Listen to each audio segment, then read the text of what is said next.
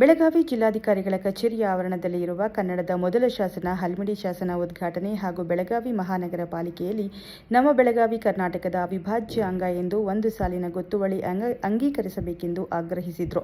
ಮಂಗಳವಾರ ದಿನಾಂಕ 26/5/2026 ಮುಂಜಾನೆ 10 ಗಂಟೆಗೆ ಡಿಸಿ ಆಫೀಸ್ ಹತ್ತಿರ ವಾಟಾಳ್ ನಾಗರಾಜ್ ಹಾಗೂ ಬೆಳಗಾವಿಯ ಎಲ್ಲ ಕನ್ನಡ ಪರ ಸಂಘಟನೆಗಳ ನೇತೃತ್ವದಲ್ಲಿ ಹೋರಾಟ ಹಮ್ಮಿಕೊಂಡಿದ್ರು. ಇದರಲ್ಲಿ ನೂರಾರು ಕಾರ್ಯಕರ್ತರು ಭಾಗವಹಿಸಿದ್ರು. ಈ ಪ್ರತಿಭಟನೆಯಲ್ಲಿ ಸುಮಾರು 29 ಕನ್ನಡ ಪರ ಸಂಘಟನೆಗಳು ಸೇರಿದ್ವು. ಪ್ರತಿಭಟನೆಯ ಬಗ್ಗೆ ವಾಟಾಳ್ ನಾಗರಾಜ್ ತೀವ್ರ ತರಾಟೆಗೆ ತೆಗೆದುಕೊಂಡರು. ಬೆಳಗಾವಿಯಿಂದ ಹೊಸ ಕ್ರಾಂತಿ ಆರಂಭವಾಗುತ್ತದೆ ಎಂದು ತಿಳಿಸಿದರು. ಕನ್ನಡ ಹೆಸರಿನಲ್ಲಿ ಸರ್ಕಾರ ಬರಬೇಕು ಎಂದರು. ಜೂನ್ 2ರವರೆಗೆ ವೇಳೆ ನೀಡುವುದಾಗಿ, ಬೆಳಗಾವಿ ಕರ್ನಾಟಕದ ಅವಿಭಾಜ್ಯ ಅಂಗ ಎಂದು ಘೋಷಣೆ ಮಾಡದಿದ್ದಲ್ಲಿ ಜೂನ್ 4ಕ್ಕೆ ಬೆಂಗಳೂರಿನಲ್ಲಿ ರಾಜ್ಯ ಮಟ್ಟದ ಕನ್ನಡ ಪರ ಸಂಘಟನೆಗಳ ಸಭೆ ಕರೆದಿದ್ದು, ರೈತ ಸಂಘಟನೆಗಳಿಂದ ಸಾವಿರಾರು ಜನ ಸೇರಬೇಕು ಎಂದು ತಿಳಿಸಿದರು. ಬೈಲಹೊಂಗಲ ತಾಲೂಕಿನ ವರದಿಗಾರರು ಸಮೀರ್ ಮುಲ್ಲಾನವರ್. ನಿರಂತರವಾಗಿ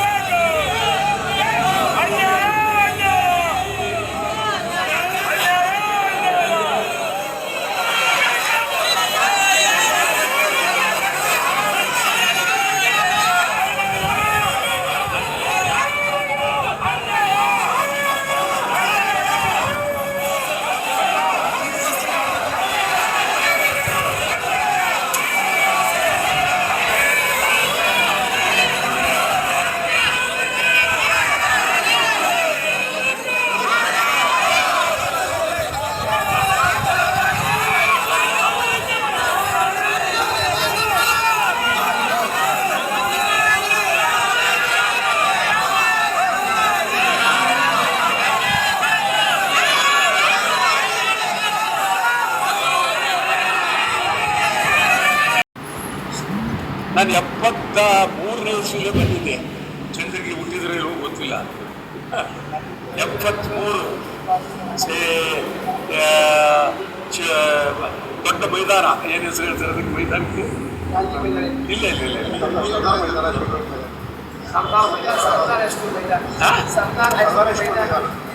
ಇನ್ನೊಂದು ಹೆಸರು ಬೇರೆ ಆಯ್ತು. ಲಿಂಗರಾಜ್ ಮೈದಾನದಲ್ಲಿ ಸುಮಾರು ಆ ಕಾಲದಲ್ಲಿ 60ರ ದಶಕದಲ್ಲಿ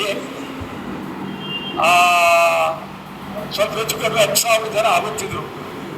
ಲಿಂಗರಾಜ ಕಾಲ ಮೈದಾನದಲ್ಲಿ ಭಾಷಣ ಮಾಡಿ ನಾನು ಕರ್ಕೊಂಡ್ಬಂದಿದ್ದವ್ರು ಯಾರು ಅಂದರೆ ಸಿದ್ದನಗೌಡ ಪಾಟೀಲರು, ಜೋಶಿ, ತೋಪಣ್ಣ.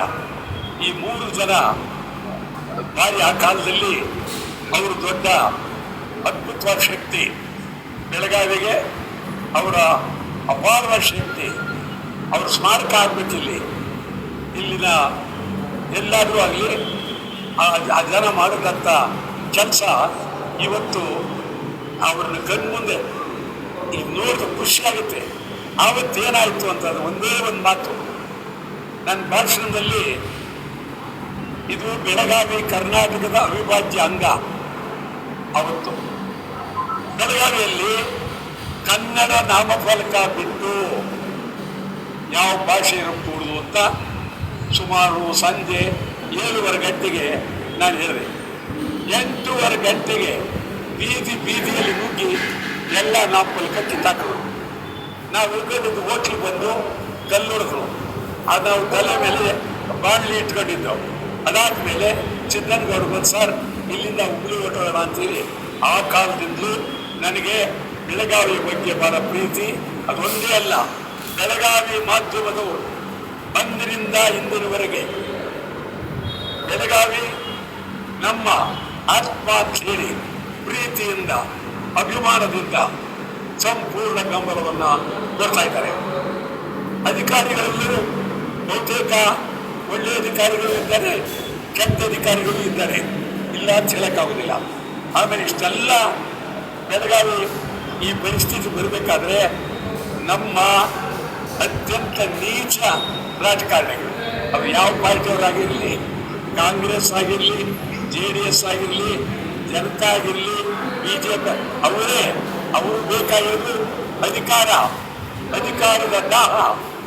ಇಲ್ಲಿ ಕನ್ನಡ ಉಳಿದಿದ್ರೆ, ಕನ್ನಡ ಬೆಳೆದಿದ್ರೆ ನಮ್ಮ ಹೋರಾಟಗಾರರಿಂದ, ಚಳವಳಿಗಾರರಿಂದ, ಕನ್ನಡ ಚಳವಳಿಗಾರರಿಂದ ಸುಮಾರು ಇವತ್ತು ಬಹಳ ಅತ್ಯಂತ ಗಂಭೀರವಾಗಿ ಚಿಂತನೆ ಮಾಡ್ತಾ ಇದ್ದೀವಿ. ಸುಮಾರು 29ಕ್ಕೂ ಹೆಚ್ಚು ಕನ್ನಡ ಪರ ಸಂಘಟನೆಗಳು ನಾವೇನು ಸೇರಿದ್ದೀರಿ. ನಿಜಕ್ಕೂ ಇದು ಮುಂದಿನ ಸೂಚನೆ. ಬೆಳಗಾವಿಯಿಂದ ಒಂದು ಹೊಸ ಕ್ರಾಂತಿ ಆರಂಭ ಆಗುತ್ತೆ. ಹೊಸ ಕ್ರಾಂತಿಗೆ ಇದೊಂದು ದಿಕ್ಕು, ಹೊಸ ಕ್ರಾಂತಿ ನಾಳೆ ಇವತ್ತು ಹೇಳ್ತಾ ಇದ್ದೀನಿ. ಕನ್ನಡ ಹೆಸರಿನಲ್ಲಿ ಸರ್ಕಾರ ಬರಬೇಕು. ಕನ್ನಡ ಹೆಸರಿನಲ್ಲಿ ಸರ್ಕಾರ ಬರಬೇಕು. ಆಗ ನಿಮ್ಮ ಕಥೆ ನೋಡಿ, ನಾನು ನಿನ್ನೆ ಕೂತ್ಕೊಂಡು ತಮಗೆ ಇದೊಂದು ಕನಸು ಅಂದ್ರೆ ಮನಸ್ಸಿನಲ್ಲಿ ಹೇಳ್ತಾ ಇದ್ದೆ.